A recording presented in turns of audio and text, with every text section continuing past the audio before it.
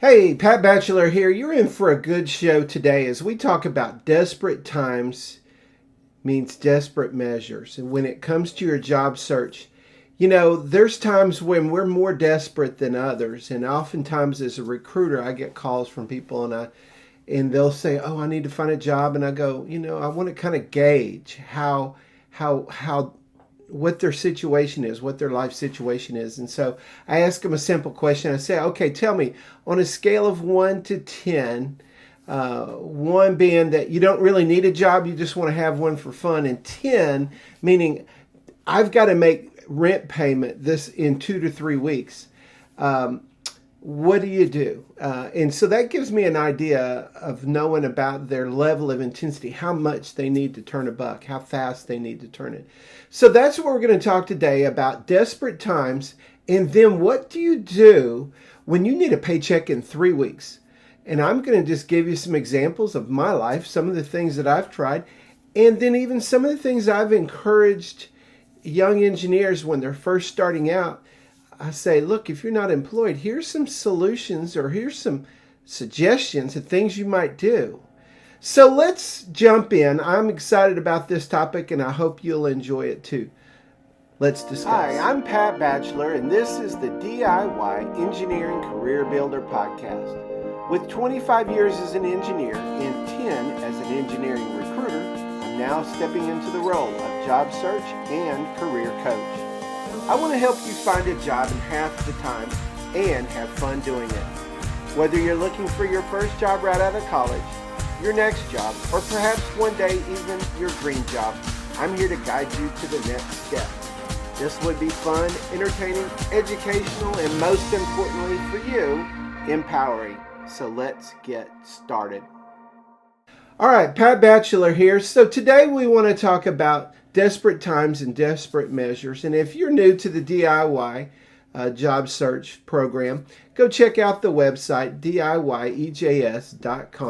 There's a lot of good information there. We're actually going to be having a couple of courses that are going to be kicking off here in May. So would love to have you join us. Check it out. It's the boot camp, the Zoom boot camp. So we're excited about it. So take a look. All right, today we're going to talk about desperate times and desperate measures. And what do you do when you need a job and you need it fast? So when I as a recruiter, I'll get phone calls a lot of times from different people and you kind of want to know what their life situation is. And so I'll just ask them a simple question. Scale of 1 to 10, 1 meaning that you don't really need a job, you're not in any hurry. If you get a job in this year, great. If not, no big deal. But the other end of the spectrum is I need a job, I need it now because I've got rent to pay. And that gives me an idea. If they're at a 10, I just call that desperate times. And sometimes desperate times means desperate measures. And oftentimes I've heard it said, it's kind of a rule of thumb, is that when you're searching for a job, for every $10,000 that you move up in salary, you should add an extra week. So if you want a job that pays you $10,000 a week, or a year, $10,000 a year, you can probably find a job in a week. If you want $20,000, you can probably find a job in 2 weeks. And then 30 on up. And so that means kind of if you're saying, well, if that's the case, then I need to wait 10 weeks, almost 2 months to find a job if I'm wanting to earn 100K? Maybe. A lot of times those higher level jobs do take longer because companies are more specific about their job hiring process and that sometimes it just takes time. So you'll have to be patient. But what I encourage people is if you need a job and you need it now, if your number is at a 10, I've got to find a job fast, I'm going to encourage you, find the fastest job that you can take and that you can get hired. And that might be at a fast food restaurant, that might be at a Walmart, that might be at a Walgreens, that might be at a, at a Target, a Kroger, grocery stores, anything where you can make minimum wage. And you go, what? I'm an engineer. I've got to make more money than that. Well, yeah. But if you're desperate, if you're saying, my gosh, I've got to have a check, I'll do anything. Well, then you're saying, okay, I'm in an entry level. I'm going to encourage you, take that job. When I was early in my career, I was working for an engineering firm. I think I was making like $55,000. It was a great job, terrific money. And then one day the boss came in and he said, Pat, we're needing to take a look and tell me about yourself. What are you looking for? And, I just wasn't aware of what he was doing. But essentially he had noticed that my utilization rate at my engineering firm had gone down. It wasn't 90%. And so he was just asking some general questions, and I didn't put it together that, I'm asking if there's anything else that you want to do around here, because if I don't get a good answer, I'm cutting you loose. And so about 3 days later, sure enough, that pink slip shows up, and I had a wife at home with 3 kids in diapers, and I remember this very distinctly. And I was a bit blindsided. When you're early in your career, you don't understand. When a vice president comes by and asks a kind of a general hazy question about how are you doing, what's going on, is there something else you want to do? I just didn't catch on. You just don't know. But what I figured out was, so he gave me a pink slip, and oh my gosh, I wasn't prepared. We were living paycheck to paycheck. And I decided, oh my gosh, this was Friday afternoon. So I just knew I had to find some money. I knew that I had to have like $700 in 2.5 weeks to pay rent. So it was really kind. My friends there at the office, I guess they knew I was desperate. They took up a pool and threw some money in a pot, and I got like $238 from them. And so God bless you guys there at JJ&G back in the day when you helped me out. That was huge. And my wife and I, we were so thankful. And, and then we tithe on that little bit. Okay, Lord, we're giving you this bit. It wasn't much, but hey. So, but then we started working, and I started thinking. And over the weekend, I was calling my friends going, hey, do you know of anything? Is there? And one of my friends, Paul Beauregard, he used to run a business where he had a van, and in the back of his van, he had this giant vacuum cleaner. And he would drive it around and kind of pick up all the cigarette butts at like a Circle K, which is kind of like, it's a kind of a fast food, like a 7-Eleven or a Quick Trip or something like that, here in the Atlanta area. And he had the contract to go around and clean them up. So I'm literally, I said, well, I need a job. He goes, I'll pay you $10 an hour. I said, I'll be there. So Monday morning I show up, and I'm sitting there driving around this vacuum cleaner, picking up cigarette butts and kind of vacuuming off the parking lot. And then we would there was like this 3-foot wide strip of grass, and we would have to mow it, and then we edge it. And we just kind of clean up the area, for minimum wage. It was even more than minimum wage. It was $10 an hour. And I did that job for about 3 weeks. And it was just so nice. And, sometimes just decompressing from an engineering job to working minimum wage, there's something good about that. You're out there, you're turning a buck. And, with the $238 and the money I made with Paul, and he, thankfully paid me every week, at the end of the week, he's like, here you go, Pat, for 40 hours times 10 was $400. He paid me cash. It was great. And, we made it that month, and then the next month. But during that time, I was actually, I think, out of work for 9 months. And part of it was because I didn't know how to find a job. I didn't have a guy like me to ask you, hey, how do you do it? This was way before the internet, though. So it was really networking and talking to people, calling up, looking in the Yellow Pages, trying to find out what engineering firms were out there. And then, just go in and apply for them. So I did that for about 3 weeks. And another friend said, hey, we're doing a construction project. Would you like to help? And I went and worked on a construction project. Again, $10 an hour. So then my secretary one day calls me up, my church secretary. She calls me up and says, Pat, you want to cut down a tree for $100? And I'm like, man, absolutely, So I went over to her house, and, I used to know how to cut down trees. When you're out on a farm in the middle of nowhere, it's real easy. You cut the tree, you notch it, you cut it. It falls wherever. It's no big deal. But I'm just going to say, if it's sitting in somebody's backyard and it needs to fall over here to miss a fence, or it needs to fall over here and not over here because there's a house there, her house is here and a neighbor's driveway's over here, you better really know what you're doing. But anyway, fools rush into, or angels fear to tread. And I was like, sure, So there's two trees. I cut the first one. It's really high. It just falls. Boom. Perfect. I was just like, oh my gosh. Overconfident. The second one is sitting there waving in the wind. And I'm going, part of me should have said, it's waving in the wind. Might not want to cut this tree. Oh, but hey, I know how to do anything. So I cut it, I notch it. Then instead of falling here, it goes, and it pinched the chainsaw. So I was trying to pull it loose. And then all of a sudden it goes, and starts falling the wrong way. Oh my gosh, it was terrible. It gets caught in another tree, but it's hanging over the next door neighbor's house. And I kind of freak out. I go back on, when the yellow pages open up, I go, tree service, pick up the tree service, call him up. Hey, I need help. He comes over, he looks at it and goes, oh, okay, $250. And I went, what? I was like, he goes, yeah, $250. It's already cut. And I was like, okay. So, he puts on his boots with the claw, the spikes in it. And he just boogie, climbs up to the top of the tree, throws a rope around it, comes back, ties it around another one, ties it off to his truck, pulls out the driveway. The tree falls right back where it's supposed to. And I give him my money. And then I lost money on that deal. But I was hustling, and sometimes, just know to say no to certain jobs. But I was hustling. I was trying to find a job. I was looking for any way I could to turn a buck. I learned a lot during that time frame, and it was 9 months of unemployment, just hustling around, getting odd jobs, making some money.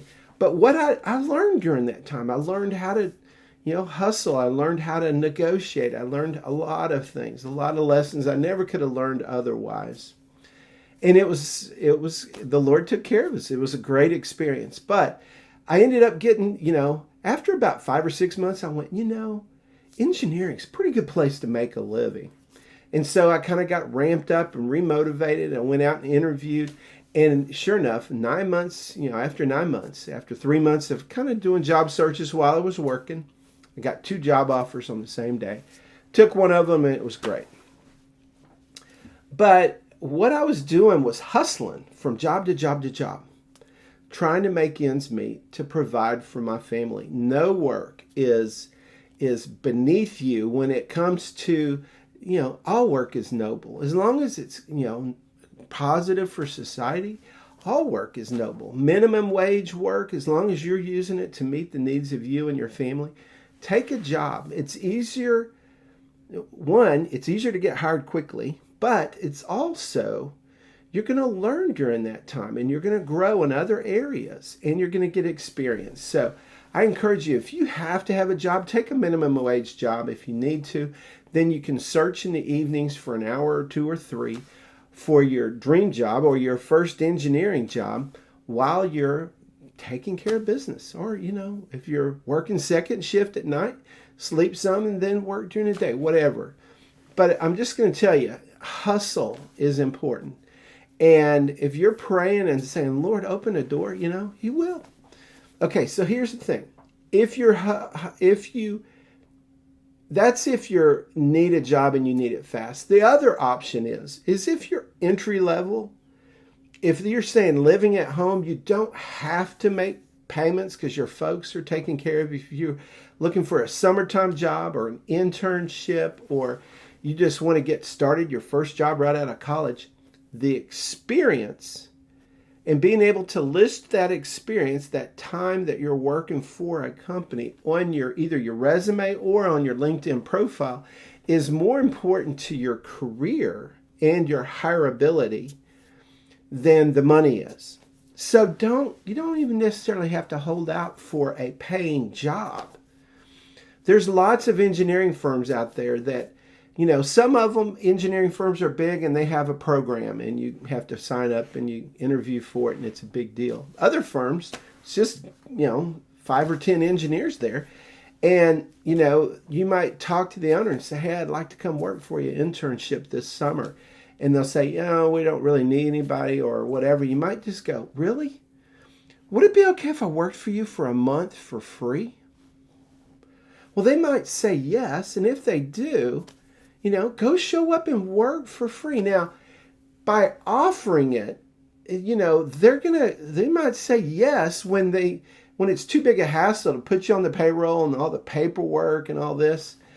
But if they say, I don't have to pay this person anything, and you can offer to do anything. You can say, look, I'll redline drawings. I will, take out the trash. I'll clean out whatever it takes. Any kind of menial entry-level job at an engineering firm, especially one that you might want to work for, is a great thing. Why? Because if you have interviewed normally and you've got no interviews, or if you've tried your job search and you've got nothing, well, if you go an extra month and you still have nothing, well, you've been sitting at home. Whereas if you're working for free somewhere, you're getting experience and you're hanging out with engineers. Proverbs says, if you want to be wise, walk with wise men. In other words, if you want to be a great engineer, hang out with great engineers. Well, sometimes those firms, they're willing to just let someone come in and shadow or work for free. And then you're there and you work for 3 weeks or a month and people are going, who's this guy? He's like, oh, I'm just working here. Joe said I could work here. I'm working and learning, just doing an internship. Oh, okay. Well, then, after a couple of weeks, Joe's going, this kid's working for free. You know what? I'm going to put him on the payroll. And next thing you know, you got a real job. Now, is that beneath you?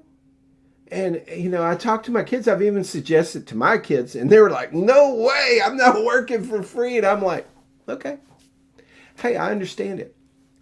But if you've been looking for a job for a while and you haven't landed a job, okay, what's another month? Why not go get some experience at a company where you'd like to work for? Even if you're not doing the exact work, you might could work in the office, and the next thing you know, you're talking to somebody, you're sitting around at the lunch table, he's going, well, tell me your story.